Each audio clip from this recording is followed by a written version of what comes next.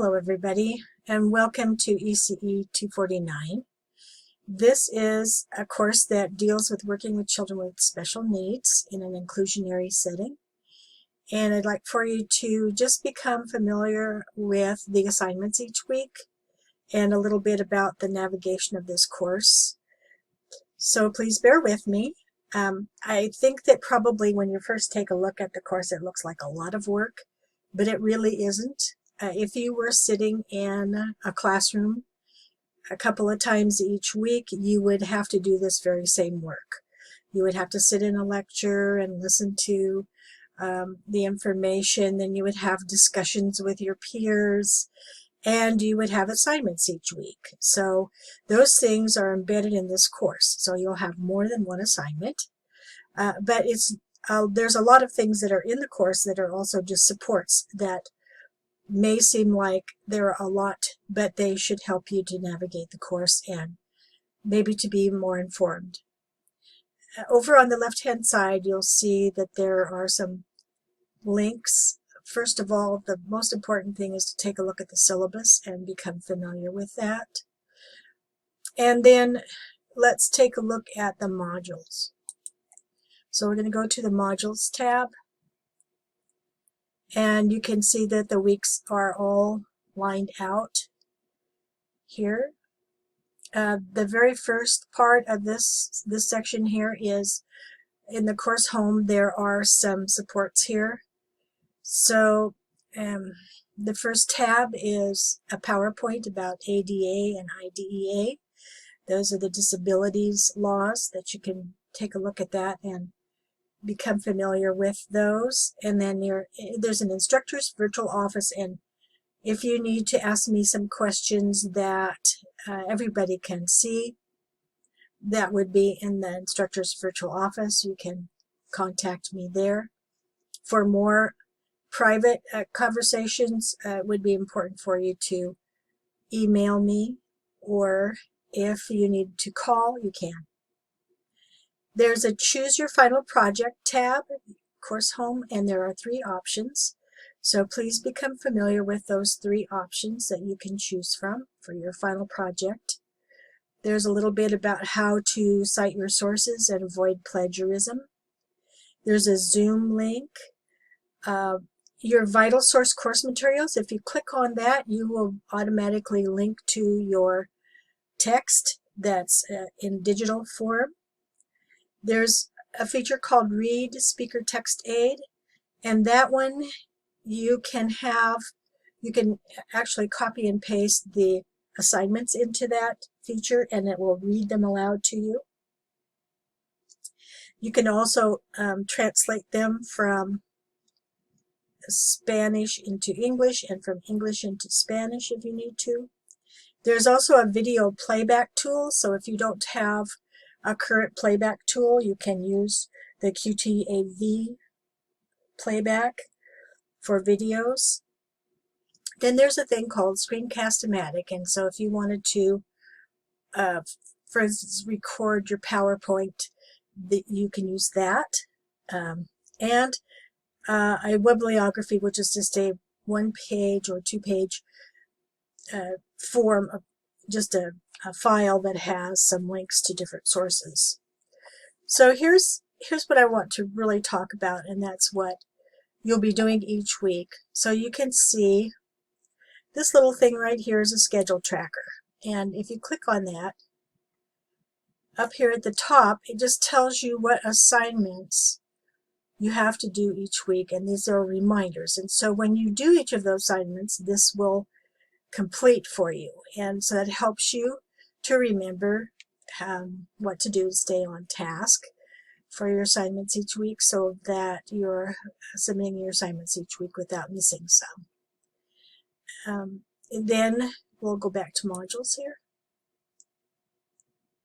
Then we have instructions for each week. So here's a week 1 for instance. Oh, it's locked. We can't look at that until the class starts. But in the instructions, there's a PowerPoint, and the PowerPoint is recorded. So if you click on the download feature. You can download that and listen to it and look at the slides. It will go over some instructions for the assignments briefly, and it goes over each chapter that's in that week. That's worth 0.25 points of extra credit, and this is something that you don't have to do, but it certainly would answer maybe some questions that you would have and help you maybe just to clarify a little bit about the information that's in the chapter. Then there's your discussion question for each week, and then there's a reminder. I've heard people say that they forget to go back in and respond to their peers in the discussion question, so I put in this little reminder thing, and the reminder thing is all that it is, just a reminder for you to go back in.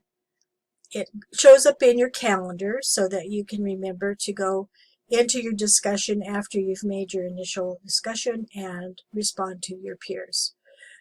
This is important because the discussion question is graded according to what you put into it for your initial discussion, and then the 2 responding reports to peers on their initial discussions. Then you have a reading and research assignment, which is, you read things and you answer the questions, do some research, and be sure to use citing, appropriate citing when you do this. So this is like a mini paper. So really treat it that way, and make sure that you are justifying what you have to say by citing your text or other sources. And then your professional journal, which is basically just a self-report for you, a little bit of personal examination of things that will help you to maybe think about working with children with special needs in a more personal kind of way. Please answer the questions in complete sentences. Don't just fill in the blank or short paragraphs. And then there's a presentation assignment, and all that the presentation assignment is number 1, you're going to choose which presentation you're going to do, your final. Each week there's going to be a response to that, to tell me what you've been doing or keep an update for me. And basically that's just to help you also to stay on track. Sometimes what happens is folks wait till the very last week or to try and finish their final presentation, and then they have all kinds of questions, or they get lost and can't figure out what it is that they're supposed to be doing. So this is a way for me to track, and you also, what your progress is. If you haven't done anything that week, you can simply say, I haven't done anything this week, and it's worth 10 points. If you go too many weeks without doing something, then I may have to respond to you and ask, well, what's your plan? So please, just be honest with me, and I'm okay with that. When you get down to the last couple weeks or so here, and you don't need to, in week 10, you don't need to do your presentation assignment for that week, because you should really be preparing your final for week 11. And then in week 11, there's some information in there about how to cite sources again, and then also for you to be able to get more information on your final project, as in the syllabus. There is a main page here in the course that is always full of information. You can see that there are announcements already. One is the administrative drop about that, and then also the text and where to find your text. And then a little bit about inclusion. Here's your text. Here's a link here to the final project requirements. here's some information on student support for students with special needs, and then also for any other supports that you might need, and then a little bit about the Dropout Detective, which I understand is going to be leaving us, but it's a place where if students are having a difficulty, the faculty can ask for some assistance from their success coaches, which are named something else now that I can't remember. And then a little bit about the technical requirements for online courses. Then you go to your modules and you begin those modules. Over here on this side is also a files section, and if you click on that, it will go to this area that has some support information in it. So some documents here that have some extra support information for you. Also, each week in the module section where it's talking about the instructions, each week's instructions also have some extra resources for you. So please be sure to use those features. When you, let's see, here's the course materials. This is also where you can find your text right here. If you need some help, or if you have questions about the course or what's going on, please be sure to email me, and or you can call. If you do call, please leave me a message, because I get all kinds of spam calls, as you probably do also, and I won't necessarily have your number in my phone, so I won't know who you are. So you have to leave me a message, and I'll get back to you. If I do recognize the number, if I'm available, I'll answer. But please leave a message and I'll get back to you within 24 to 48 hours for sure. Email is probably a good way to contact me, and I'll get back to you on via email. But sometimes if you do send me an email, it might get buried in the emails, because I get a bunch of those. And so if I don't respond to you and you haven't heard from me, please send another and just kind of give me a prompt, and I'll get back to you. Okay? So I hope that you enjoyed the course, and I'm looking forward to working with each of you in this very special topic, working with children in an inclusionary setting. And be sure to stay in contact. That's the most important thing.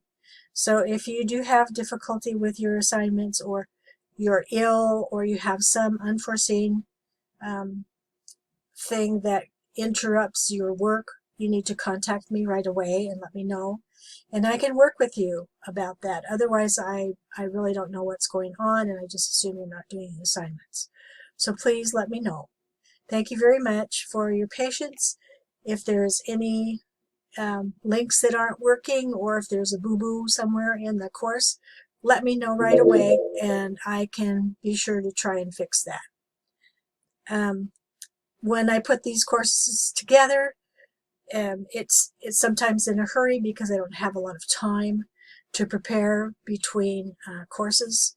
So sometimes there are things that get missed. So I'm okay with you letting me know if there's something that's a problem. Thank you very much, and I'm looking forward to working with you.